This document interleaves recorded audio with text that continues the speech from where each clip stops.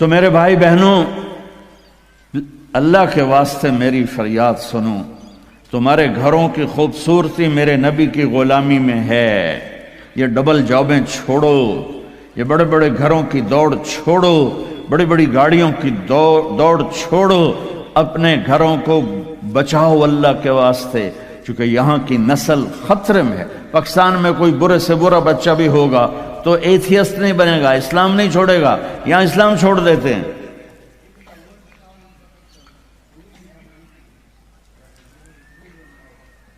میں آپ کو اپنے گھر کی بتا رہا تھا، ایک بچہ مجھے ملنے آیا، کہنے لگا جی میں نے پورے پاکستان میں ٹاپ کیا ہے ایف ایس سی میں، اور جو ٹاپ کرتے ہیں وہ کنگ ایڈورڈ میڈیکل یونیورسٹی میں جاتے ہیں۔ تو 2 دفعہ میں خودکشی کی کوشش کر چکا ہوں، پلز کھائیں، گولیاں، لیکن وہ زندگی تھی، بچ گیا۔ میں نے کہا بیٹا تو چھوٹا سا ہے، تو نے یہ خودکشی کی کیوں یہ تو نے قدم اٹھایا؟ کہا جی میرے امی اور ابو اتنا لڑتے ہیں کہ ڈسہارٹڈ ہو کر میں 2 دفعہ خودکشی کی کوشش کر چکا۔ ماں اور باپ کی لڑائی نے اتنے بریلینٹ قابل بچے کو مرنے پر مجبور کر دیا۔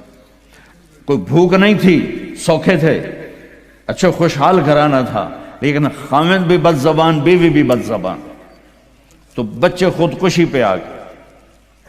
بھائیو، اگر آپ اپنے آپ کو خوبصورت بنانا چاہتے ہو، دیکھو میں ہاتھ جوڑتا ہوں، سب دیکھو، اس زبان پہ قابو پالو۔ یہ زبان خوبصورت ہو گئی، دل جڑ جائیں۔ بہ گئی پیما فتوی نہ ٹھوک دو۔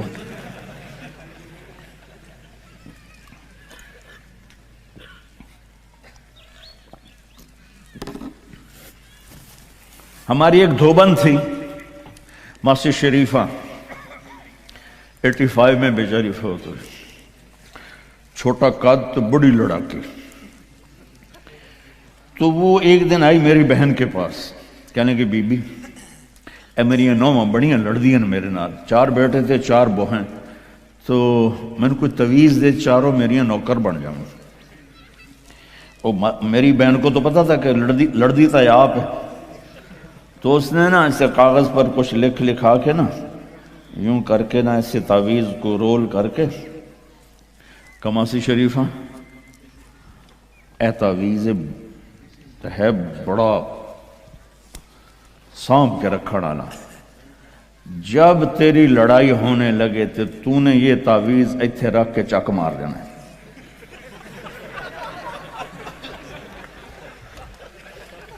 میری بہن نے کیا طریقہ استعمال کیا، ماسی شریفہ کو چپ کروایا۔ اب تعویذوں کا بڑا مانتے ہیں ہمارے دیہاتوں میں، تو وہ ہفتے بعد آ گئی، کہنے کہ بی بی تو بڑا چنگا تعویذ دیتا ہے، میری تو ساری لڑائی ختم ہو گئی، کیونکہ ماسی شریفہ چپ ہو گئی۔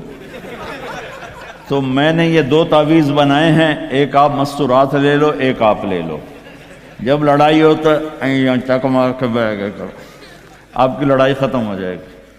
ہائے ہائے، ارے میرے بھائی، قربان جاؤں اہل بیت کے اخلاق پر۔ امام زین العابدین کو گالی دینا نبی کو گالی دینا ہے۔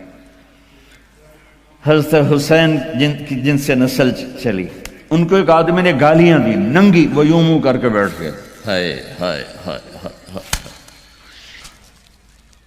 اس نے سمجھا کہ ان کو پتہ نہیں میں ان کو گالیاں دے رہا ہوں، تو وہ ادھر سے اٹھ کے سامنے آ کر کہنے لگا ایاک آنی، اور میں تینوں گالا کر رہے ہیں۔ آپ نے فرمایا وعن کا اغوی، اور میں بھی تجھے ہی معاف کر رہا۔ تو ایک دم قدموں میں گر کے پاؤں چومنے لگا کہ بے شک آل رسول کے اخلاق ایسے ہی ہوتے ہیں۔ میرے بھائیوں، اپنے گھروں کو اپنے نبی والی زندگی پہ لاؤ۔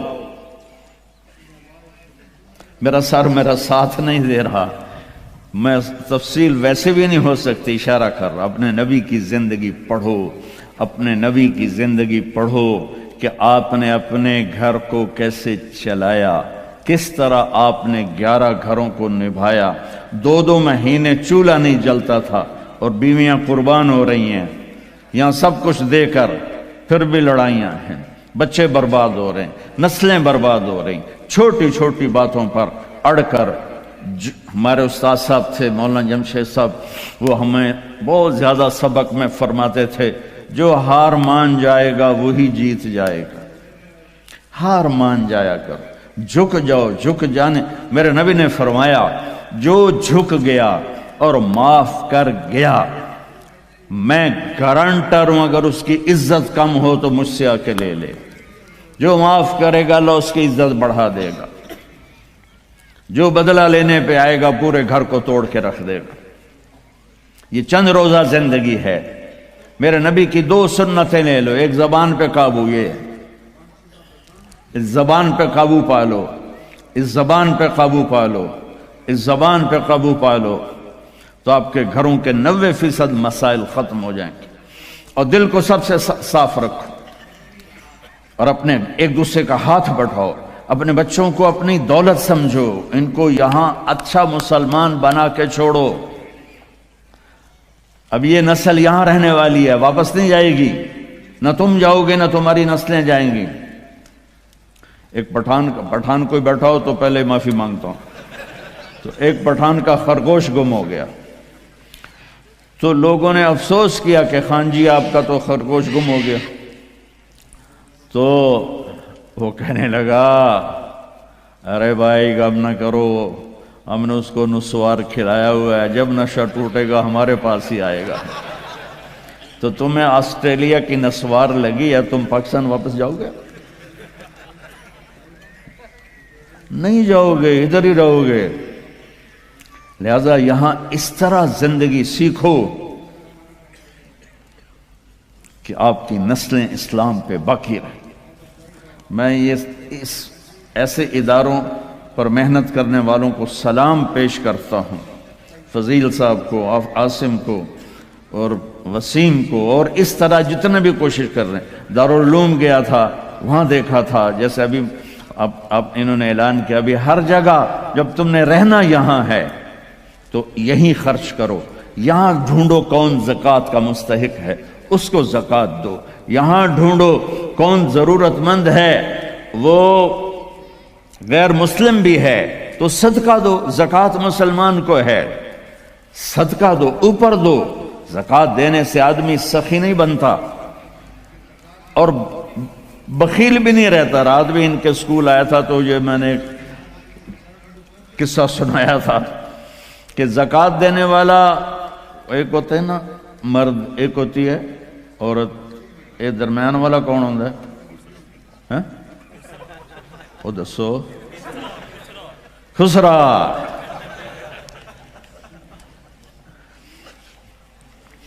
تو زکوٰۃ دینے والے جو ہوتے ہیں نا وہ بخل سے نکل آتے ہیں، سخاوت میں جاتے نہیں تو وچکارلے بڑھ جاتے ہیں۔ تو صدقہ بھی دیا کرو۔ خسرو پرویز ایران کے بادشاہ کے پاس ایک آدمی مچھلی لایا، اس کو بڑی پسند آئی تو اس نے شاہی جوش میں کہا 4000 درہم دے دو۔ بہت بڑی دولت تھی، جیسے $4000 سمجھو ایک مچھلی۔ تو اس کی بیگم نے اس کے کان میں کہا یہ کیا کیا ہے؟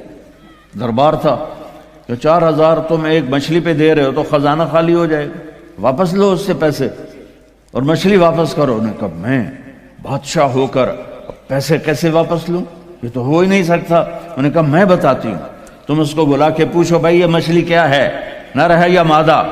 وہ کہے گا نر ہے، تم کہنا ہمیں مادہ چاہیے تھی، یہ تمہاری مچھلی ہمارے پیسے دو۔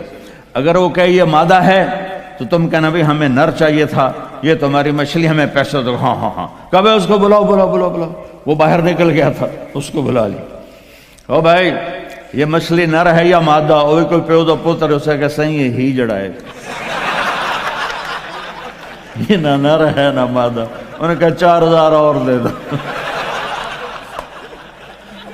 تو میرے بھائیو، آسٹریلیا اگر آپ کے پاس پاسپورٹ ہے تو یہ آپ کا ملک ہے، یہ آپ کا دیش ہے۔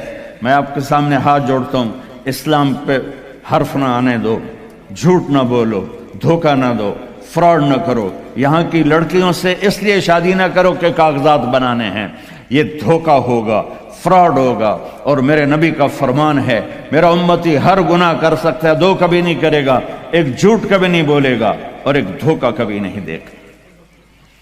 آپ میں جو تاجر بیٹھے ہوئے ہیں ٹیکس نہ بچاؤ، جو جابین ہیں ان کا ٹیکس تو اپنے آپ کٹ جاتا ہے، لیکن یہ جو تاجر ہیں یہ ہیرا پھیری کر کے ٹیکس بچاتے ہیں۔ تو میں آپ کے سامنے ہاتھ جوڑتا ہوں، سچائی پر پیسہ قربان کر دو، پیسے پر سچائی کو قربان نہ کر دو۔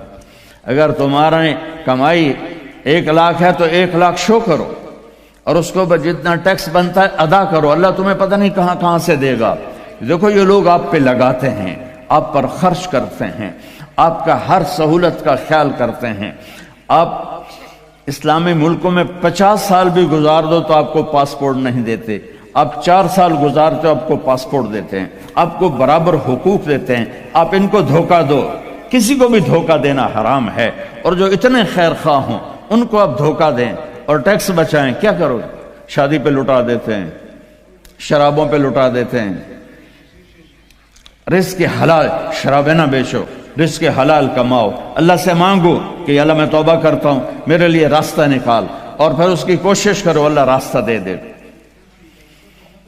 آپ ان کے ساتھ وہ انگریزوں کے دور میں نا دلی میں ایک وہ پک پاکٹ والا تھا، جیب کترا، تو اس کا چیلا شام کو 2 روپے لے کر آیا، تو اس نے اس کو تھپڑ مارا کہ صرف 2 روپے سارے دن میں؟ انہوں نے کہا استاد جی آج ایک بڑا مال چرایا تھا، ایک انگریز کی جیب کاٹی تھی، لیکن 4 قدم چلا تو مجھے خیال آیا سبحان اللہ کہ اگر قیامت کے دن عیسیٰ علیہ السلام نے میرے نبی کو گلہ دے دیا کہ آپ کے امتی نے میرے امتی کی جیب کاٹی تھی تو میرے نبی کو شرمندہ ہونا پڑے گا، تو میں نے وہ پیسے اس کو واپس کر دیے، اور یہ 2 روپے اپنے دے کپے تو اس نے خوش ہو کر اس کو 10 روپے انعام دیا۔ تو بھائیو دیکھو کل قیامت کے دن اپنے نبی کو شرمندہ ہونے نہ دینا کہ دھوکہ، فراڈ۔ نوجوان شادیاں کرتے ہیں کہ پیپر بن جائیں، ریئل شادی کرو ٹھیک ہے، لیکن پیپر بنانے کے لیے اللہ کے واسطے ایسا دھوکہ۔ اب تاجر ہو اللہ کے واسطے ٹیکس نہ چراؤ، یہاں کے قانون کی پاسداری ان سے بھی زیادہ کرو۔ ہمارے ملکوں میں ٹیکس نہیں دیتے کہ ہیرا پھیری ہے، حکومت کے کارندے کھا جاتے ہیں، کچھ راستے میں ادھر ادھر ہو جاتا ہے، کچھ تھوڑا بہت لگ بھی جاتا ہے، تو وہاں تو اس لیے وہ ٹیکس نہیں دیتے۔